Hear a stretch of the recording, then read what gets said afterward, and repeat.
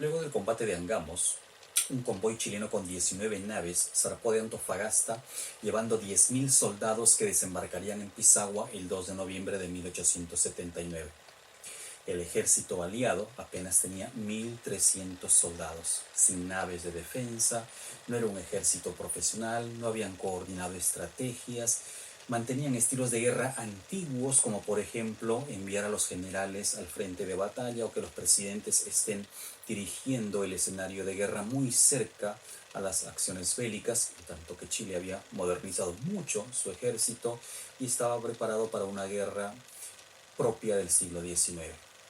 Esta vez hablaré sobre la desastrosa campaña terrestre de la guerra con Chile y las campañas propiamente de el sur, Tarapacá, Tacna, Arica, y la campaña sobre Lima. Acompáñame.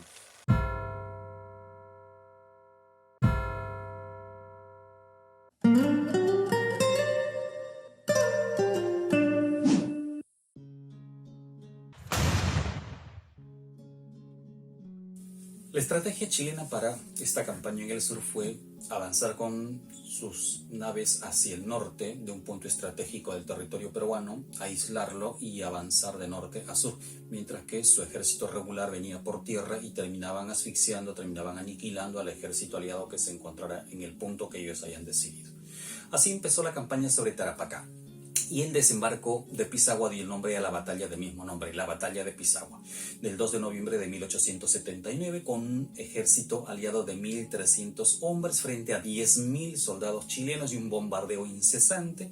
Y luego de 7 horas hubo una retirada espantosa, una retirada además con muchos errores porque abandonaron pertrechos, alimentos, aguas, locomotoras, telégrafos, forrajes, en fin. Se había aislado todo Tarapacá con una sola incursión, teniendo un grueso de aliados en Tacna y un ejército en retirada hacia el sur, en Tarapacá, y los chilenos en medio. Durante la guerra se presentaron muchas oportunidades para los aliados. De ahí que alguien haya llamado a esta también la guerra de las ocasiones perdidas. El 4 de noviembre de 1879, en Arica, el presidente Prat Ugarteche vio una de estas oportunidades.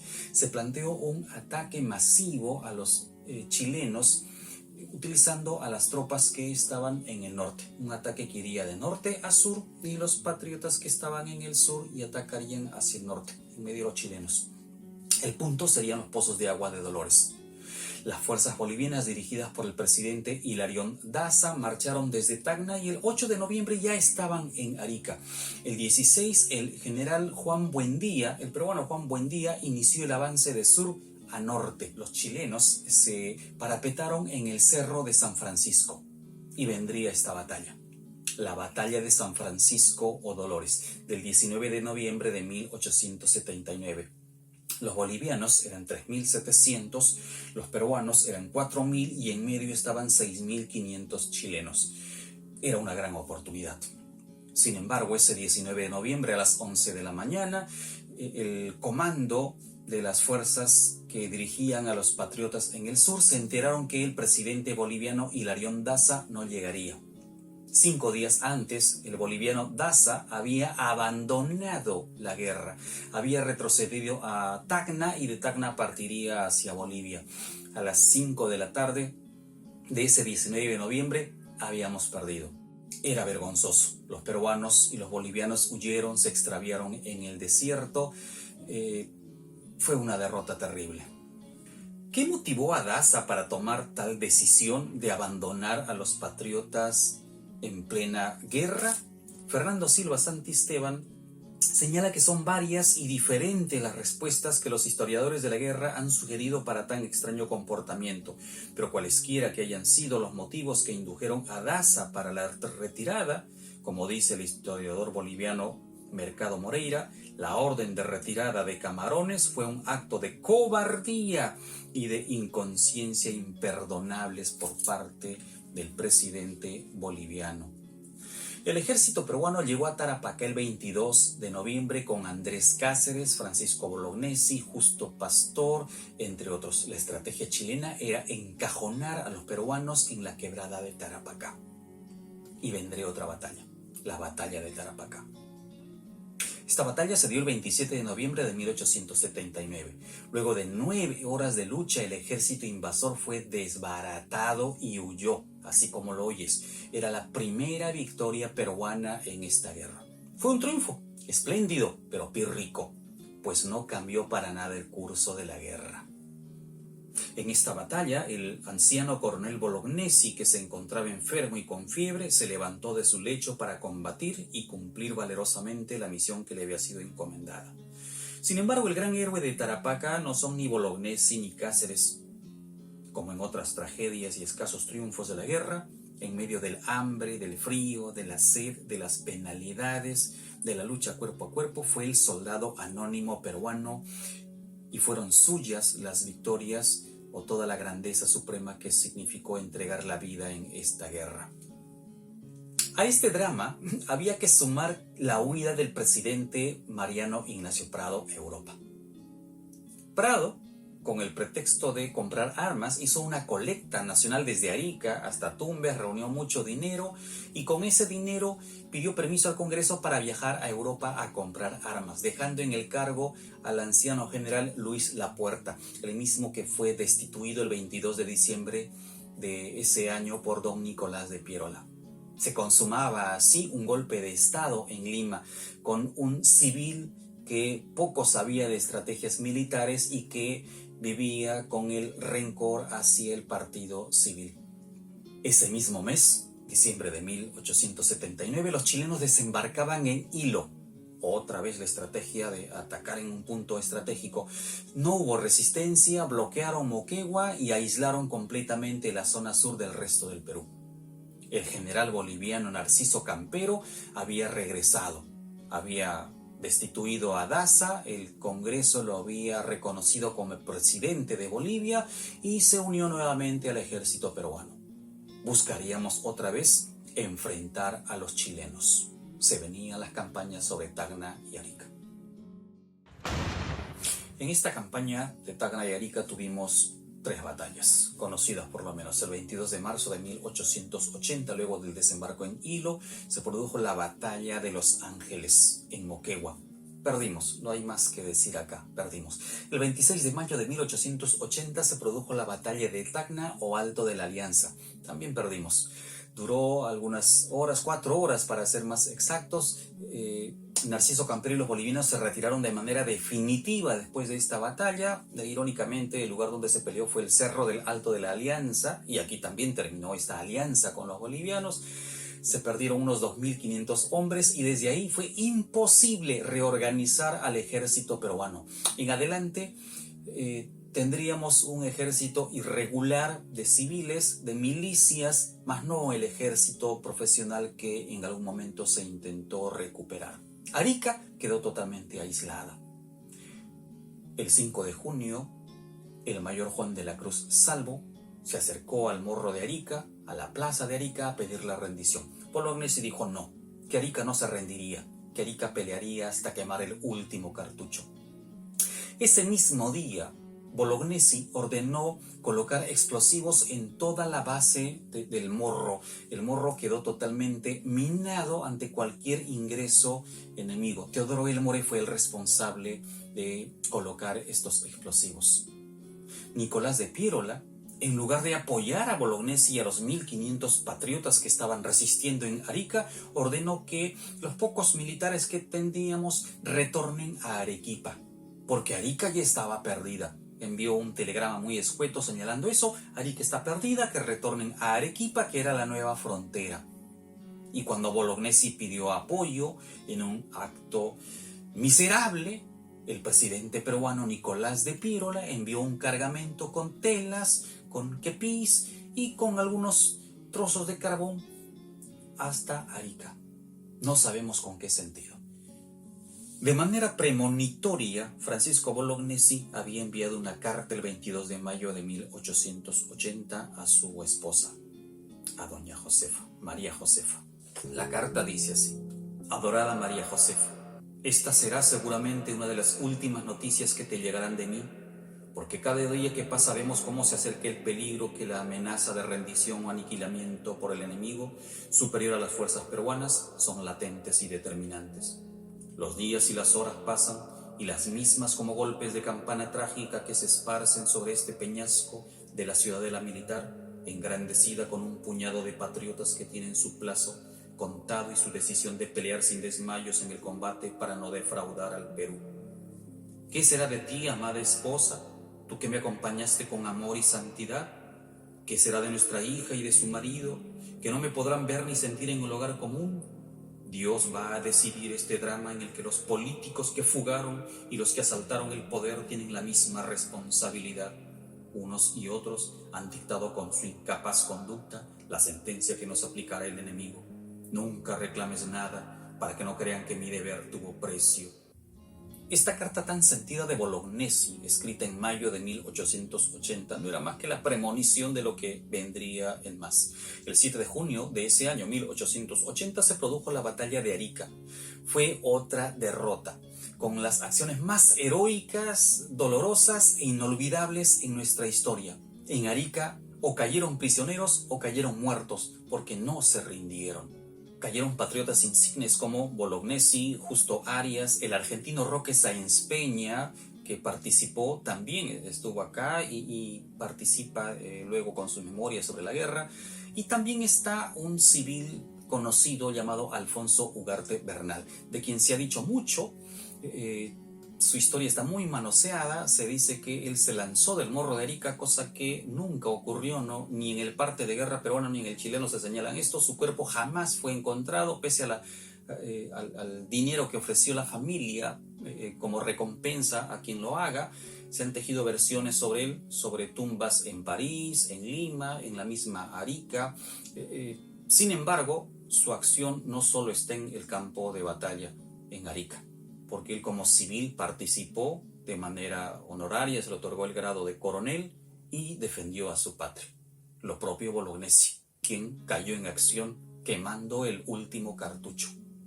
Con esta tragedia de Arica, la guerra se trasladaba ahora a la capital, el objetivo político y militar de los chilenos para el año siguiente. Para abril de 1880, las flotas chilenas habían bloqueado el Callao y casi a la par empezaba la expedición con Patrick Lynch a la costa norte, con el objetivo de aniquilar la economía agroexportadora de la época. Y para ello empezó a bloquear haciendas, destruir ferrocarriles, volar muelles, incendiar poblados, ingenios arroceros, azucareros. Destruyó todo lo que pudo para acabar con el modelo económico de aquel entonces, ese modelo agroexportador que nos había sostenido en aquel año 1880. Piérola no era un estratega, como había señalado, y se le ocurrió mandar a los militares a proteger la zona de Ancón, pensando en un desembarco chileno de norte a sur, como lo habían hecho en Tarapacá y en Moquegua. Pero Cáceres y su entorno militar le habían dicho que no sería así, que el ataque sería esta vez por el sur, por la geografía misma de la ciudad de Lima.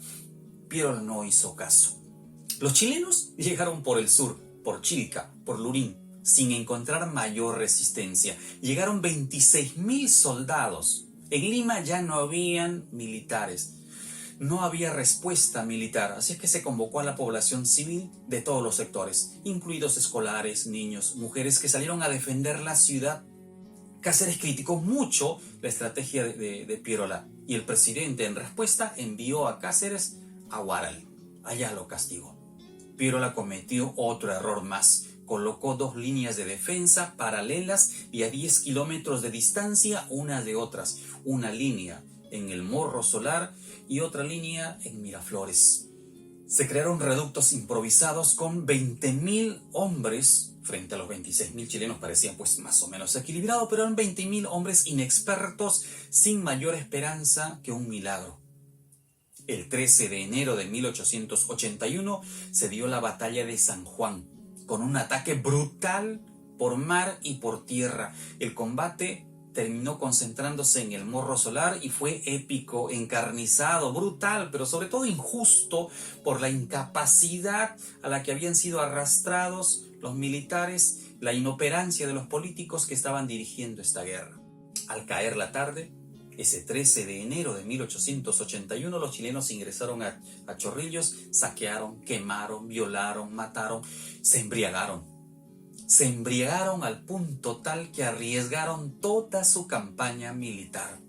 Y se presentó el milagro. Se presentó el milagro.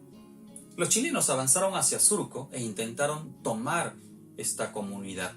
Cuenta la tradición que los vecinos sacaron al apóstol Santiago de la iglesia principal, lo colocaron en su plazuela y cuando los chilenos llegaron, vieron algunos hombres montados a caballo y vieron al Santiago apóstol. El Santiago mata indios de la conquista y como la ciudad de Santiago tiene el mismo patrón, pues en un acto de respeto no tocaron la ciudad. Pero esto quedó solo en la anécdota. Cáceres, enterado que los chilenos se habían embriagado, pidió autorización al presidente Nicolás de Piérola para reunir a las milicias y atacar a los chilenos. Piérola no solo se negó, Piérola no solo no autorizó el ataque de los chilenos que estaban borrachos entre Chorrillos, San Juan, Surco, sino que además pidió negociar la paz y formó una comitiva para que al día siguiente vayan a buscar esa paz frente a los chilenos. Basadre transcribe lo que después escribió el político chileno Manuel Vicuña, testigo de todos estos acontecimientos. Dice Vicuña: recuerdo que con el ministro de Guerra hacíamos esta reflexión. ¿Cómo nos iría esta noche si los peruanos con un poco de audacia vinieran a atacarnos en número de 4.000? ¿Solo de 4.000? Todo esto se lo llevaba el diablo, me decía el ministro, y la obra de Chile se perdería miserablemente en una hora. Así de simple. Si esa noche se atacaba en Chorrillos, la guerra cambiaba el curso, pero fue otra oportunidad perdida.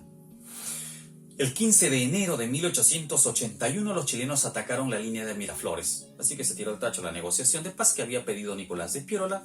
Los niños se reventaban el pecho, las balas eran de otro calibre, había mucha inexperiencia, había confusión, pero también coraje, rabia, desaliento. Perdimos ese 15 de enero en la batalla de Miraflores. Estas derrotas costaron 6.000 vidas entre las dos batallas. Estas derrotas además significaban el fin de la resistencia en la capital. Los chilenos se aprestaban a ocupar la ciudad. El 17 de enero de 1881, las tropas chilenas con el general Manuel Baquedano van a ocupar la ciudad. Y gracias a la intervención de los diplomáticos extranjeros como Abel Bregazzi du Petit-Thouars, como Sterling o el comodoro Sobrano de Italia, gracias a esta intervención, los chilenos ocuparían la capital de manera pacífica. 17 de enero. El 18 Lima conmemoraba un año más de su fundación y ese día amaneció la bandera chilena izada en el pabellón de Palacio de Gobierno. Pacíficamente tomaron Palacio de Gobierno, pacíficamente tomaron la Biblioteca Nacional y la destruyeron, pacíficamente se llevaron libros de la Biblioteca Nacional, pacíficamente convirtieron en una caballeriza parte de nuestra biblioteca, pacíficamente tomaron la casona de la Universidad de San Marcos, pacíficamente la Escuela de Ingenieros y pacíficamente el Parque de la Exposición y bueno, pacíficamente se quedaron por varios años.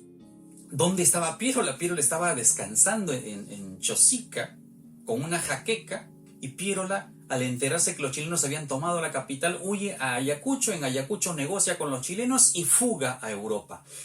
Huye a París y en París la familia Dreyfus lo recibe y inclusive le dan un préstamo para que pueda sobrevivir algunos años allá y luego ese dinero sería cobrado acá al Estado peruano, cosa curiosa. La humillación duró hasta marzo de 1884, pero vendrían cosas peores y la guerra tenía para rato.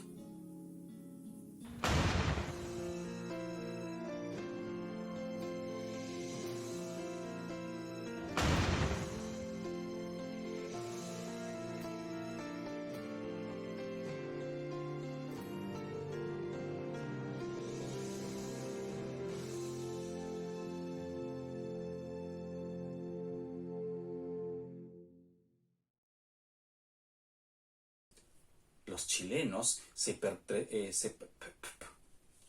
corta acá. Ruidos. Cortas este pedazo, ya cortas acá.